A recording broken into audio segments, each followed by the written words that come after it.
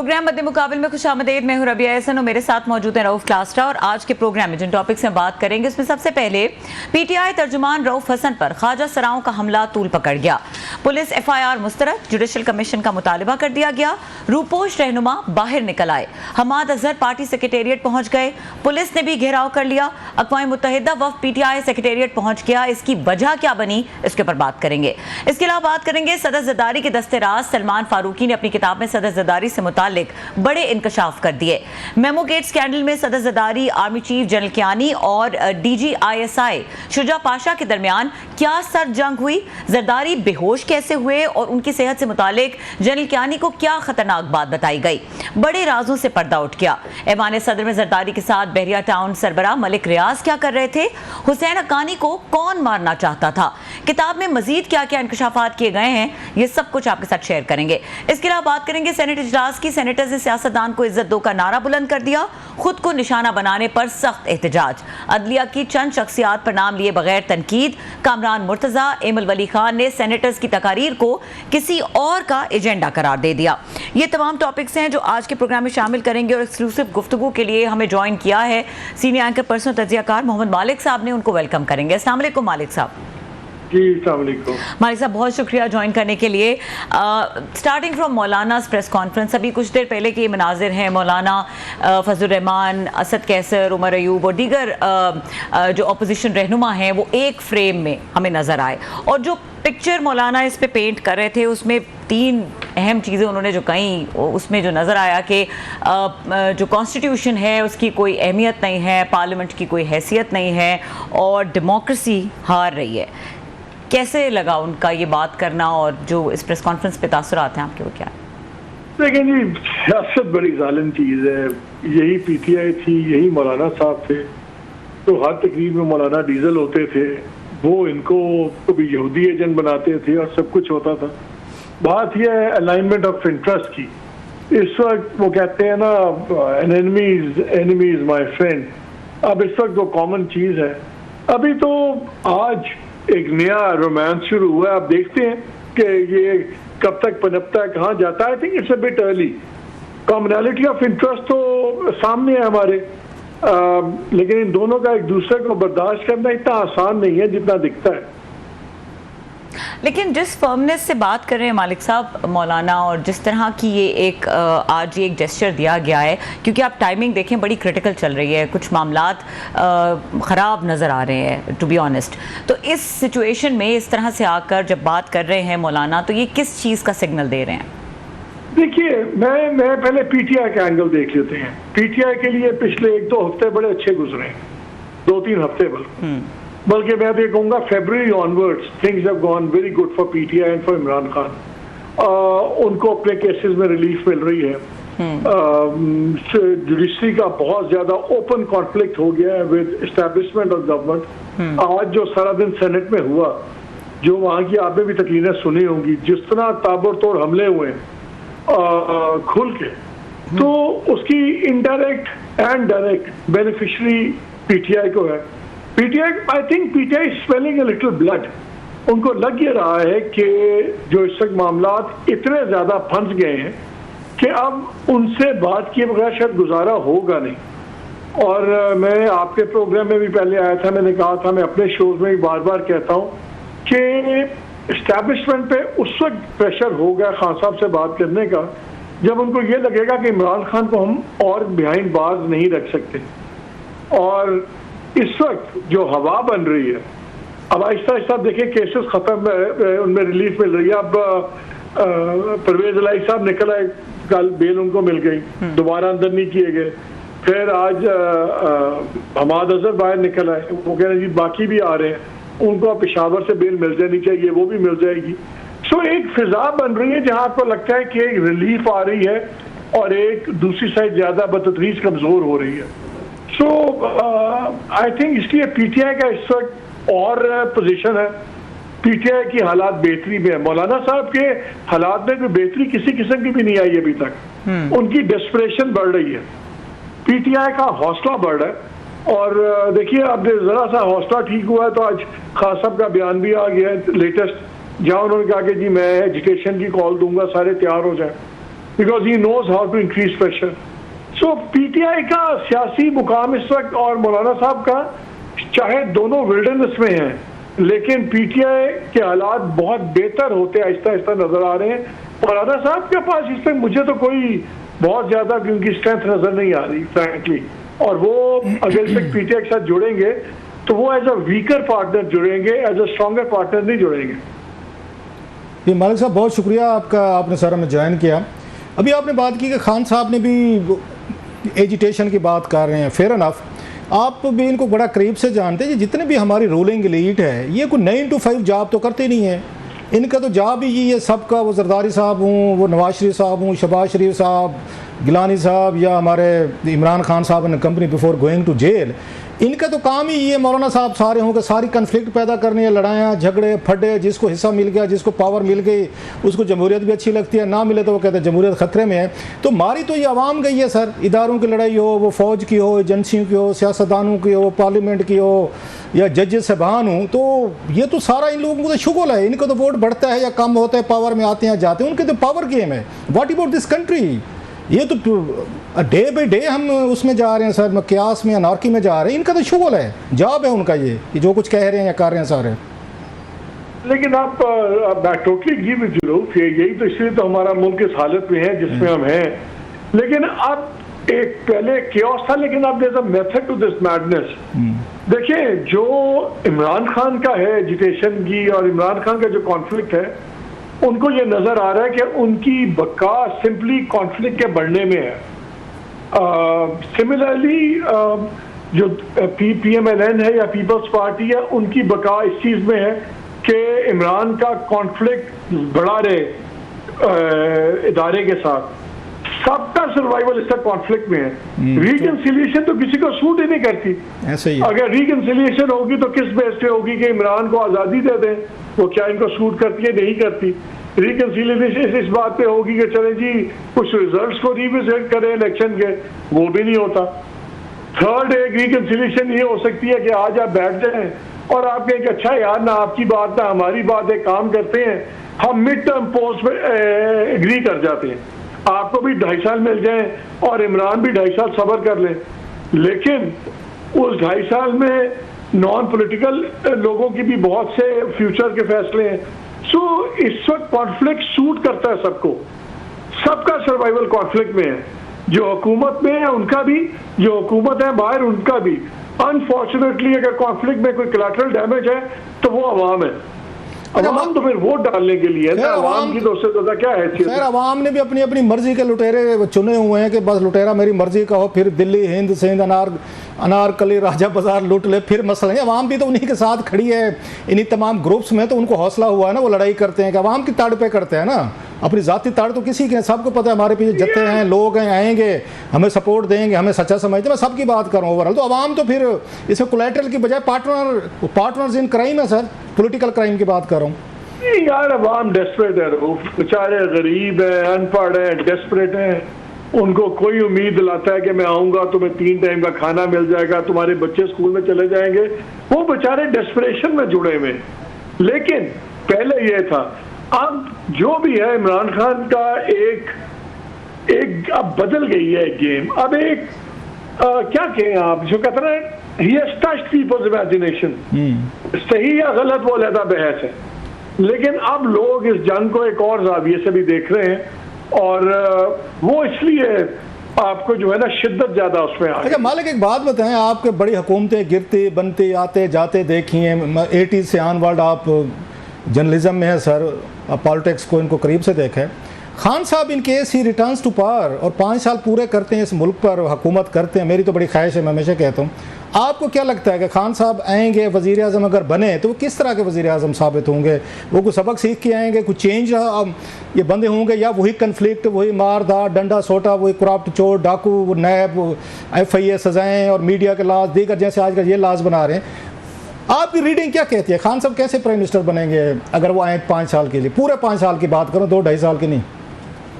It depends कि वो अगर तो एक नॉर्मल प्रोसेस से आते हैं, एक इलेक्शन होता है, फिर इलेक्शन होता है और वो जीत के आ जाते हैं, तो मेरा ख्याल है कि शायद वो उतने कॉन्फ्रंटेशनलिस्ट ना हो जितने पहले थे।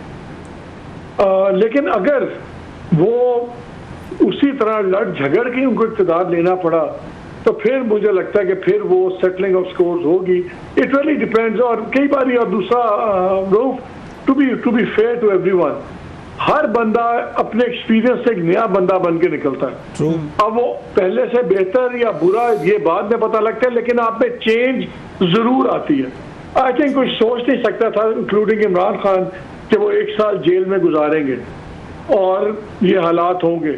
We don't know. लेकिन एक बात है, इमरान खान में कैपेसिटी है बड़े फैसले करने की।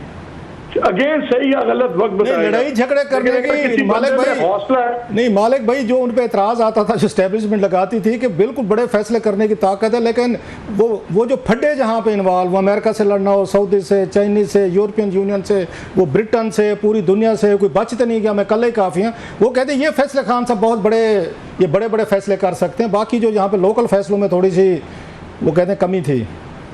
नहीं, लेकिन उनको एक चीज समझ आ गई अब एस्टैब्लिशमेंट को भी कि इमरान खान को अगर आपने डील करना है तो वो पुराने वाला स्टैंडर्ड फार्मूला डील नहीं हो सकती, जिसमें आप बेनजीर साहिबा को भी एक तरीके से डील कर लें, उसी तरीके से मियाँ साहब को करें, उसी तरीके से बाकी किसी और को करें। दे हैव आल्सो रियलाइज्ड कि इमरान खान के साथ अगर आपने डील करनी है तो उनको भी प्ले बुक चेंज करनी हो।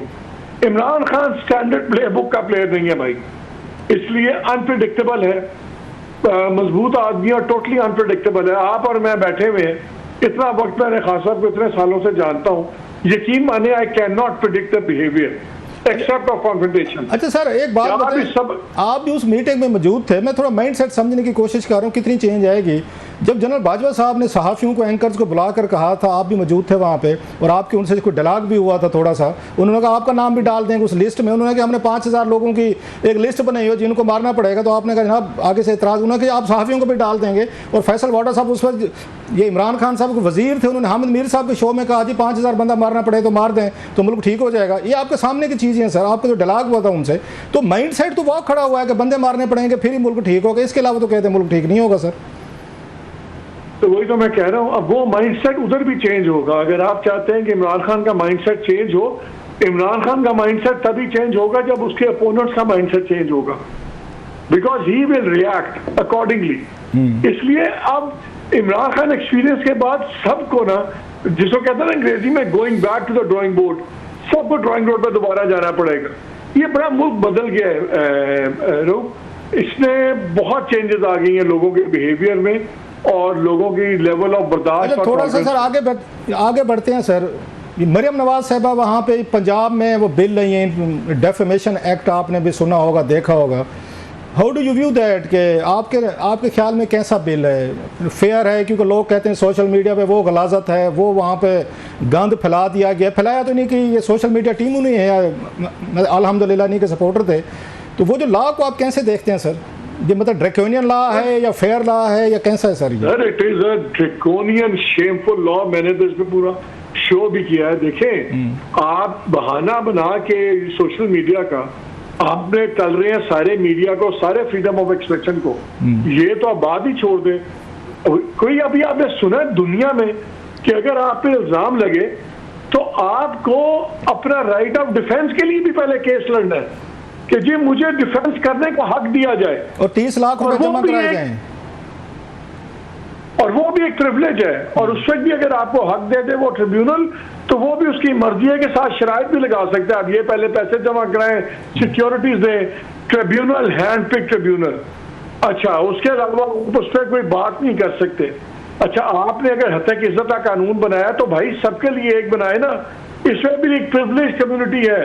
अगर आप पीएम, अगर आप प्राइम मिनिस्टर हैं, चीफ मिनिस्टर हैं, सदर हैं, तो आपका हाईकोर्ट का जज आपका ट्रिब्यूनल बनेगा, सिंगल जज। आम काले पीले लोग दूसरे ट्रिब्यूनल में जाएंगे, आप और मेरे जैसे। हाँ, और बाकी इतनी चीजें। अच्छा, इस पर कानून शहादत उड़ा दी है, किसी कोर्ट में इसके खिलाफ अपील नहीं है। और आपने ये 30 लाख से 30 करोड़ तक यू हैव मेड इतना डिस्क्रिमिनेटरी लॉ। और अच्छा, इसके अंदर वही सोशल मीडिया का रोना रो के सारा मीडिया इसके अंदर है। हर बंदा जो आपने डिफाइन कर दिया जो कि चीज डाल देगा सोशल मीडिया पे वो जर्नलिस्ट है। आप किसी भी फॉर्मेट को बंद कर सकते हैं। और अगर आप इसको बड़ी क्लोजली पढ़े तो आप टेलीविजन स्टेशन भी बंद कर सकते हैं इफ आई स्क्रू अप। ये तो एक बादशाह का ये एक डिक्री है, कानून तो है ही नहीं। आर्टिकल 19 उड़ा के फाड़ के उन्होंने फेंक दिया कॉन्स्टिट्यूशन से बाहर। इन्होंने क्या सोचा है कि मालिक साहब, ये पुख्त लाहौर की ख्वाहिशें, इन्होंने कभी वापस नहीं आना पोजीशन में, ताहयात रहना है। यही हमने देखा भी लोग नाराज हो जाते हैं। खान साहब कभी उनके दौर में ये कवानीन ला रहे थे, ये उनसे ज्यादा सख्त लाए सर। इन्होंने वापस कभी नहीं जाना पोजीशन में। मेरे प्रोग्राम में अज़मा बुखारी थी और अच्छी दोस्त है, बड़ी पेशेंटली सुनती। मैंने कहा यार ऐसा शर्मनाक कानून लाते हुए आपने कभी सोचा कि आपने सारी जिंदगी भाई गवर्नमेंट में नहीं रहना। ये आपके खिलाफ यूज जब पैका यही लाए थे ना, बाद में फिर रोते थे आंखों में। और वो बेस्ट, मैं तो हर एक को कहता हूँ जरा मरियम बीबी का वो सुने जो इनका कमेंट था, तकरीर इन्होंने की थी पैका के, वो दूसरे जब सरीना होटल में सेमिनार था सरीना में बना रहे थे और इन्होंने जर्नलिस्ट के फंक्शन में कहा था हम तो मीडिया पे कदम नहीं चाहते, हम तो चाहते हैं मीडिया को ये हो। और वो गवर्नमेंट्स ऐसे कानून लाती हैं जो उधार की गवर्नमेंट्स होती हैं, जो सदके की गवर्नमेंट्स होती हैं, इस किस्म की बातें। ये एक बादशाह चाहते हैं जहाँ चाहते हैं कोई इन पे बात ना करे, ताकि जब वीट के स्कैंडल में सारे इन्वॉल्व हों और बाद में अब 4 सरकारी छोटे अफसरों को रगड़ के छोड़ दें, ताकि अब कल इससे बात करें तो होता कि इज्जत आ जाएगी। अभी जो शुगर स्कैंडल होना है, पहले ये कानून ऐसे बना दो कि उस पर कोई बात ना कर सके, जिसमें सब ने करोड़ों रुपए कमाने। अच्छा मालिक साहब लास्टली सर, ये जो सारी यकदम रिलीजेस होना शुरू हो गई हैं, जमानतें होना शुरू हो गई हैं, परवेज इलाही साहब आ गए हैं, आज हम देख रहे हैं कि उनकी ज़मानत भी हो गई है, फिर यहाँ पे ये आ गए हैं, आज हमाद अजहर साहब आ गए हैं, बाकी लोगों का सुना जा रहा है। ये कोई अंडरस्टैंडिंग के तहत आ रहे हैं या कोई इसके पीछे भी आप देख रहे हैं कि नहीं डिफेंस है या रेजिस्टेंस है? इसको कैसे देखते हैं, या कोइंसिडेंट है? वैसे कोइंसिडेंट होते नहीं है पॉलिटिक्स में। I think they are the direct beneficiaries जो कॉन्फ्रंटेशन हो गई है सुपीरियर जुडिशरी की, अदलिया की इंस्टीट्यूशन के साथ और गवर्नमेंट के साथ। आई थिंक इनकी स्ट्रैटेजी ठीक है, उनका अभी फायदा है, उठा ले इसका फायदा, कल को पता नहीं क्या होता है। आई थिंक इनको बहुत बड़ा फायदा उस कॉन्फ्रंटेशन का है। राइट मालिक भाई, thank you very much for joining us sir, we are grateful for your time. शुक्रिया। मोहम्मद मालिक साहब हमारे साथ मौजूद थे, अपने एक्सक्लूसिव थॉट्स हमारे साथ शेयर कर रहे थे। और यहाँ पे वक्त हुआ ब्रेक का। ब्रेक के बाद बात करेंगे जो आज सेनेट में मामला चलते रहे, जिस तरह की तकरीर मुसलसल ये दूसरा दिन है, हम देख रहे हैं कि सेनेट में एक वाइब है, इसके ऊपर बात करेंगे। बल्कि उससे पहले हमारे पास एक स्टोरी है एक्सक्लूसिव, जो एक किताब के हवाले से है, और ये किताब लिखी है सलमान फारूकी साहब ने, वो डिस्कस करेंगे। क्लास साहब के पास कुछ उससे रिलेटेड इंकशाफात हैं, उनसे जानेंगे कि वो क्या रिवीलिंग बातें हैं। इस ब्रेक के बाद हमारे साथ रहिए। Welcome back. और क्लास साहब बात करेंगे, आपके पास एक किताब है, ये जरदारी साहब की जो राइट हैंड एक्स ब्यूरोक्रेट है सलमान फारूकी साहब ने लिखी है। The title is very interesting, dear mister Jinnah. और मेरे ख्याल से जिसमें जो चीज़ें हैं वो इससे भी ज़्यादा इंटरेस्टिंग और रिवीलिंग हैं। तो वो क्या अहम चीज़ें हैं जो आपने इस किताब में पढ़ी? ये सलमान फारूकी साहब शायद आज की नस्ल उनको इस तरीके से ना जानती हो। ये उनकी ना एक वो आई है, उनकी बुक आई है, उनके बायोग्राफी कह लें। और मैंने ये कल ही ख़रीदी थी, कीमत खासी इसकी अच्छी खासी ज़्यादा है, 5,500 रुपए की बुक है। और इसको छापा है उन्होंने, ये होगा लाइट स्टोन पब्लिशर्स हैं। यहाँ पर अमीना या होती थी, अमीना सैयद साहिबा थी, ऑक्सफोर्ड प्रेस की पहले थी। उन्होंने शायद अपना एक प्रिंटिंग उन्होंने हाउस उन्होंने अपना ओपन किया है, और जो इनागुरेशन है, इट्स ए ह्यूज बुक का मस है। सलमान फारूकी साहब जो हैं, मैं उनसे ज़ाती तौर पर मेरी मुलाकातें रही हैं बहुत सारी। वेरी नफीस मैन, वेरी इंटेलिजेंट मैन, मुझे याद है, इसलिए भी मैं इनकी इज़्ज़त करता हूँ। उनसे मतलब कंट्रोवर्सीज भी बहुत सारी रहती हैं, साफ ज़ाहिर ब्यूरोक्रेसी के हवाले से चीज़ें जो होती हैं। ये मुझे अगेन जो याद है, डॉक्टर जफ़र अल्ताफ़ साहब थे, जिनका मैं अक्सर जिक्र करता हूँ। तो डॉक्टर साहब बड़े इंतकाबिल एक ब्यूरोक्रेट थे, मतलब एक दबंग जैसे ब्यूरोक्रेट होते हैं, जो उनके जिन्होंने उनके साथ काम किया वो उनको जानते हैं कैसे अफसर थे। वो अगर किसी की इज़्ज़त करते थे ना, जो 2-4 लोग थे टॉप के ब्यूरोक्रेसी में, उनमें सलमान फारूकी साहब वाज वन ऑफ देम। बल्कि यहाँ तक कहते थे कि सलमान फारूकी साहब वो अफसर हैं कि जब हम सारे ब्यूरोक्रेट फंस जाते थे किसी मसले में कि हल नहीं हो रहा, क्या करें, तो हम जाके उनसे बात करते थे सलमान फारूकी साहब से कि आप जो हैं, अब हमें आप गाइड करें, और ये हमेशा आउट ऑफ द बॉक्स कोई सोल्यूशन देते थे जो इनके पास होता था और नहीं होता था। सो मैं उनका थोड़ा सा आपको ये बता रहा हूँ, ये शर्मिला, ये फ़रूकी साहिबा जो हैं, ये सिंध की जो मिनिस्टर है ये रही हैं, या इस वक्त भी हैं मेरा ख्याल है पार्लियामेंट में है, उनके ये चचा हैं, सगे चचा हैं। अच्छा। ये उनके हैं, मतलब जस्ट टू से दैट। और ये जरदारी साहब के साथ भी रहे हैं बड़े लंबे अरसा ये प्रेसिडेंसी में, जिसमें 5-1 साल एज ए सेक्रेटरी जनरल के तौर पर उनके, और इससे पहले नवाज शरीफ साहब के साथ भी रहे। इनको ये क्रेडिट जाता है, जो ये जब पाकिस्तान में टेलीफोन नहीं थे, एक एक कनेक्शन लेने के लिए लोग यहाँ पे कितने सिफारिशें कराते थे 80s में 90s में, इन्होंने आके फिर ये जो आपके मोबाइल टेलीफोन इस तरह की जो पॉलिसी दी थी, आज की नस्ल को तो नहीं पता होगा, ये इन्होंने दी थी। ये सलमान फ़रूकी साहब, मोटरवेज हो गए, इस तरह की डेवलपमेंट ओरिएंटेड चीज़ें होंगी। ये मैं तो आपको बैकग्राउंड दे रहा हूँ। और ये जब आए थे पटियाला से, इस बुक में सबसे ट्रेजिक चैप्टर है जो मैं, इससे पहले कि मैं आऊँ कि जरदारी साहब के हवाले से इन्होंने बड़े इंतहाई मतलब क्या एक्सप्लोसिव इन्होंने राज जो है ना कुछ इन्होंने शेयर किए हैं। ये पटियाला से फैमिली ये वहाँ से आई थी, मिग्रेट करके आई थी, 8 साल इनकी उम्र थी। नो ही माइट भी इस वक्त मेरा ख्याल होना चाहिए 84-85 के करीब होंगे सलमान फ़रूकी साहब जब इन्होंने अपनी बायोग्राफी लिखी है। सो जो उन्होंने सफ़र लिखा है ना मिग्रेशन का, जो इस पार्टीशन का, इनकी फैमिली ने कैसे सफ़र किया, बाकी मुसलमानों ने कैसे किया, मैसकर कैसे हुए थे, वो इट्स ए वेरी ट्रेजिक। मैं भी उसमें नहीं जा रहा, वो फिर किसी वक्त उस पर बात करेंगे। और जो अब मैं इसमें चैप्टर को ज़रा हैंडल करना चाह रहा हूँ, बाकी छोड़ के सारा तो पूरी रात में पढ़ता रहा हूँ इसको मैं, वो है कि जब ये जरदारी साहब के साथ ये लगे थे यहाँ पे सेक्रेटरी जनरल लगे थे ऐवान सदर के, और again I would say one of the most competent officers, बाकी कंट्रोवर्सीज जो अपनी जगह पे होती हैं।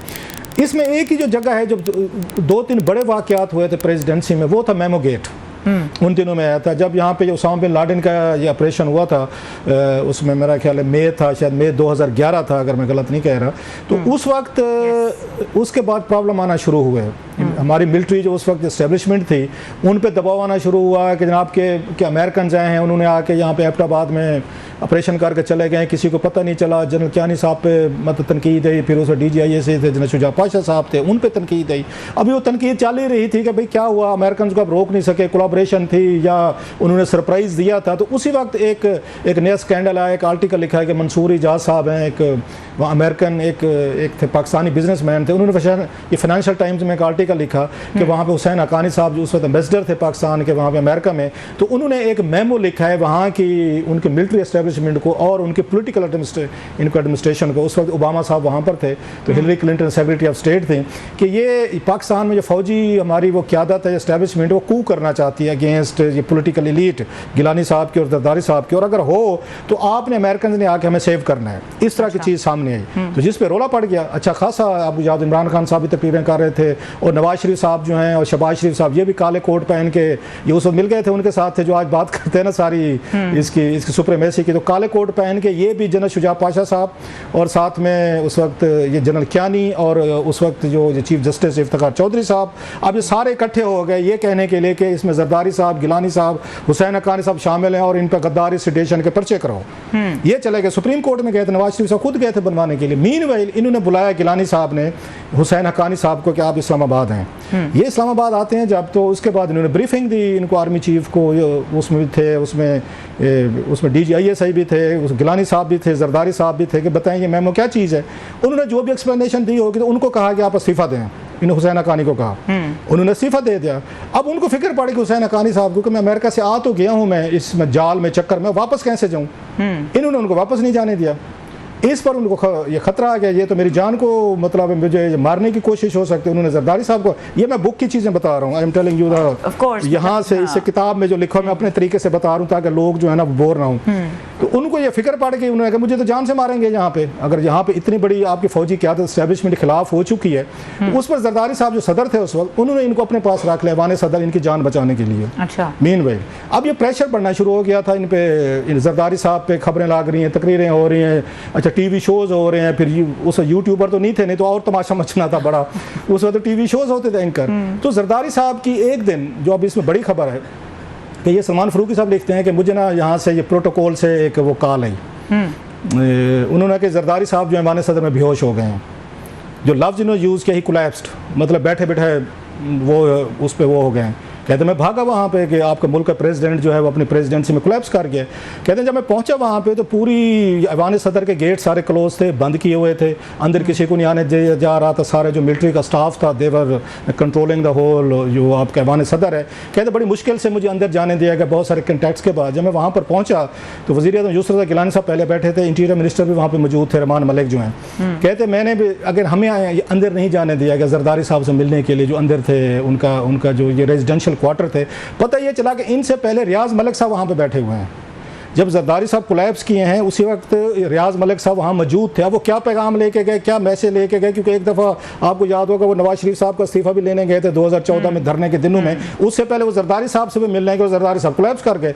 अब उस पर उन्होंने कहा जनाब कि एक उससे ये उनकी आप कह सकते CMH से एक न्यूरोलॉजिस्ट बुलाया गया। जनक कियानी साहब ने भेजा कि जैसे सदर पाकिस्तान बेहोश हो गए तो उनको ज़रा चेक करें आप।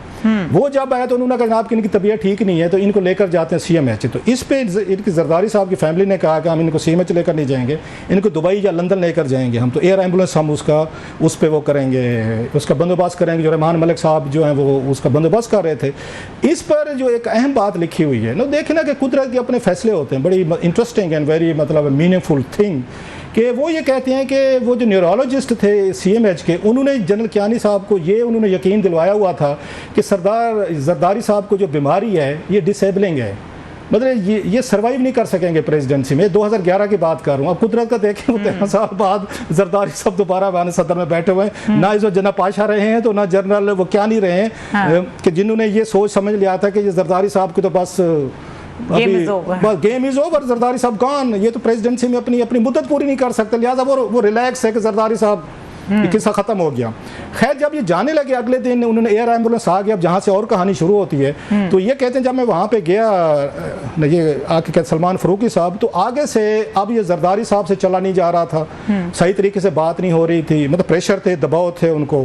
और प्लस जो उनको स्टाफ ने भी बताया था कि सदर जरदारी साहब उन दिनों स्ट्रेस में थे जब ये सारी टग ऑफ वार चल रही थी एस्टेब्लिशमेंट की और इनकी प्रेसिडेंसी की। तो उनसे वो अपने दफ्तर तो आते थे लेकिन बोल नहीं पाते थे, गुफ्तगू नहीं कर पाते थे और कोई उनकी वाक या बात करते हुए कोहेरेंट नहीं थे। खैर वो कहते जब हम वहाँ पे गए इनको ले जाने के लिए कि इनको एयर एम्बुलेंस पे ले जाएं इनको जरदारी साहब को दुबई, तो उसी वक्त इन्होंने देखा हुसैन हक्कानी साहब जो हैं अपना बैग साथ तैयार करके खड़े थे। तो कहते हैं मुझे ये कहा, उन्होंने जरदारी साहब ने कहा कि आप ना एक आध वो लेटर लिखें हैं इनको सर्विसेज चीफ को, आर्मी चीफ को, DGI को या प्राइम मिनिस्टर हाउस को कि ये हक्कानी साहब मेरे साथ जाएंगे, वहाँ पे दुबई जाएंगे, क्योंकि इनकी जान को यहाँ खतरा है। अगर मैं इनको अकेला छोड़ गया तो ये हक्कानी साहब की जान को खतरा है। तो कहते इस पे मैंने उनको कहा कि मैं सर ये मेरा ख्याल है इससे प्रॉब्लम पैदा होंगे, अगर हुसैन हक्कानी साहब को आप लेकर गए तो इट विल क्रिएट प्रॉब्लम्स। तो कहते हैं इसमें जरदारी साहब ने खिफकी का एक तरह का उन्होंने इजहार किया कि वाई आर जो डिफाइंग मी, अगर मैं लेके जा रहा हूँ तो मेरी मर्जी, तो मैं सदर हूँ पाकिस्तान का, सुप्रीम कमांडर हूँ। तो कहते हैं उस वक्त गिलानी साहब भी खड़े थे, वज़ीर-ए-आज़म, मैंने उनकी तरफ देखा कि वो क्या बोलते हैं। कहते गिलानी साहब चुप रहे। फिर इन्होंने रहमान मलिक से पूछा जो इंटीरियर मिनिस्टर थे कि हुसैन हक्कानी साहब का नाम जो है उसमें तो नहीं है, ECL में तो नहीं है। कहते वो बगैर जवाब दिए वो चुप करके कमरा छोड़ गए। कहते मैंने अब इस चीज़ पे स्टैंड लिया कि मेरा ये ख्याल था कि ये चीज़ इनको सदर पाकिस्तान को नहीं करनी चाहिए। तो वो जरदारी साहब कहते हैं मैं गारंटी देता हूँ इस बात की कि मैं जाऊँगा, इलाज करवाऊँगा और मेरे साथ हक्कानी साहब वापस आएंगे, नहीं तो मेरे पीछे ऐवान सदर में सेफ नहीं है। कहते फिर तो मैं अपने कमरे में चला गया। तो थोड़ी देर बाद एक ना लेटर लिखा हुआ मेरे पास भेजा गया, तो जिस पे यही बातें लिखी हुई थी कि सदर पाकिस्तान जो है गारंटी देते हैं, ज़मानत देते हैं हुसैन हक्कानी साहब वापस आएंगे, तो इनको जाने दें। कहते उन्होंने मुझे कहा जरदारी साहब आपसे नाराज़ हैं, आप इस पर साइन कर दें। कहते मैंने साइन नहीं किया क्योंकि मेरा ख्याल था कि ये काम नहीं करना चाहिए, जरदारी साहब को नुकसान होगा, अदालतें इन्वॉल्व थी, मिलिट्री इन्वॉल्व थी, तो बहुत सारे प्रॉब्लम हो सकते हैं, जिस पर जरदारी साहब वो उस पर खिफा हो गए, वो नाराज़ हुए। लेकिन जरदारी साहब उनको लेकर साथ अपने नहीं गए दुबई के लिए। अच्छा, इनकी जान को तो वो समझ रहे, हुसैन हक्कानी साहब ने तो कहा हुआ था मेरी जान को खतरा है, मैं मतलब again I am up against the मतलब मिलिट्री जनरल जो समझते हैं शायद मैंने साजिश की है। तो इस पर गिलानी साहब जो है इनको वज़ीर-ए-आज़म हाउस ले गए कि अब आप मेरे साथ वज़ीर-ए-आज़म हाउस रहें ताकि आपको कोई खतरा ना हो।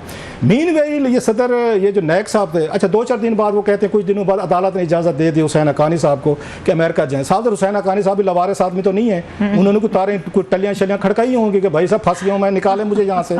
सो जैसे भी था and finally he was saved back to USA। अब वो कहते हैं कि फ़ारूक नायक साहब बन गए ये उस निगरान या कायम मकाम सदर बन गए क्योंकि वो सेनेट चेयरमैन थे। उन्होंने इनको भेजा कि आप जाएं जरदारी साहब के पास जाएं और फलां एक अहम मैटर है डिस्कस करके। इनका ये कहना है वो चेक करना चाह रहे थे कि मुझे कंटिन्यू करना है या नहीं करना है, क्योंकि मेरे बारे में ये खबरें आना शुरू हो गई थी शायद इनको डिसमिस किया जा रहा है कि जरदारी साहब इनसे नाराज़ हैं।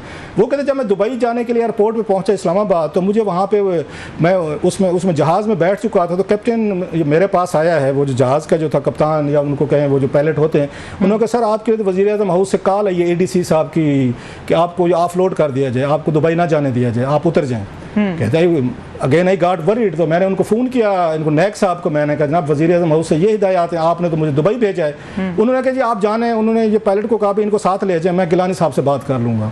ये खैर जब वहाँ पे पहुँचे दुबई में तो उस डॉक्टर आसिम हुसैन साहब उनके साथ थे जरदारी साहब के अमेरिकन हॉस्पिटल में, तो कहते मैं मिलने गया तो मुझे उन्होंने कहा जनाब आसिम साहब ने कहा आज ये डिस्चार्ज होने वाले, आप इनको घर मिलिएगा।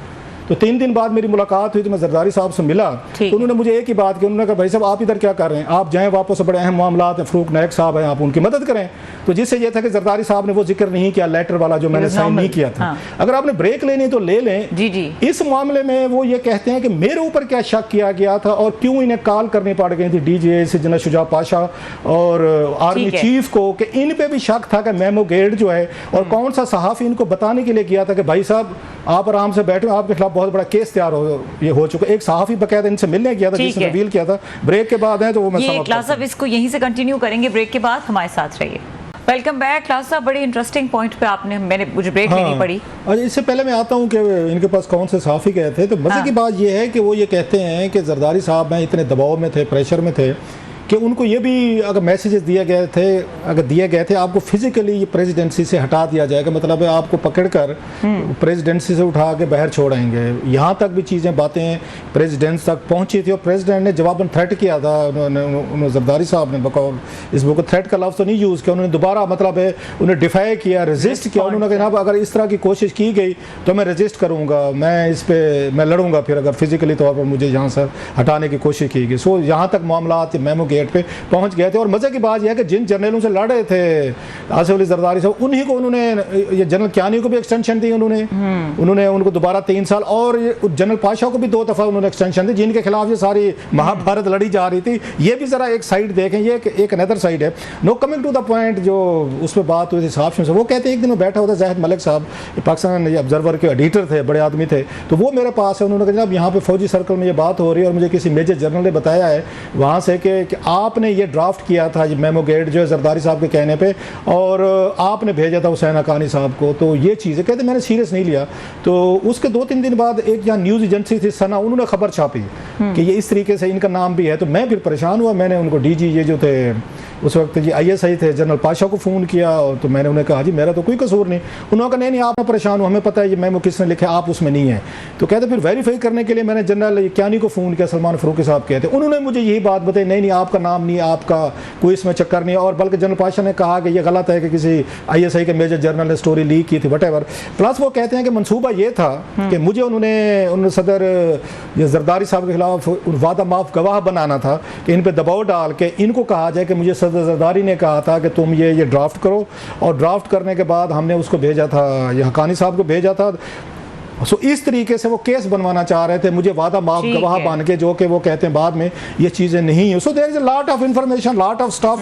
मैं भी ये ब्रेक में आप देख रहे हैं, मैं बैठा पढ़ रहा था इसका एक और चैप्टर जनरल जिया के हवाले से, very interesting detail. But I will recommend कि ये किसी भी बंदे ने पिछले 50-60 साल की अगर उन्होंने ब्यूरोक्रेटिक पाकिस्तान की पोलिटिकल ब्यूरोक्रेटिक हिस्ट्री पढ़नी हो, उन्हें ये किताब पढ़नी चाहिए। ये 62 में सर्विस में आए थे, और पाकिस्तान में 2 बड़े मशहूर ज़माना यहाँ बैचेज हैं, एक 62 का सिविल सर्विस बैच है, एक 64 का है। उनकी कहानी फिर किसी वक्त सुनाएंगे। ठीक है क्लास साहब, बल्कि इससे रिलेटेड अगर आपको मजीद भी कोई रिवीलिंग चीजें मिले तो जरूर हमारे साथ शेयर कीजिएगा। और यहाँ पे प्रोग्राम का वक्त खत्म हो गया, देखने के लिए शुक्रिया, इजाजत दीजिए, अल्लाह हाफ़िज़।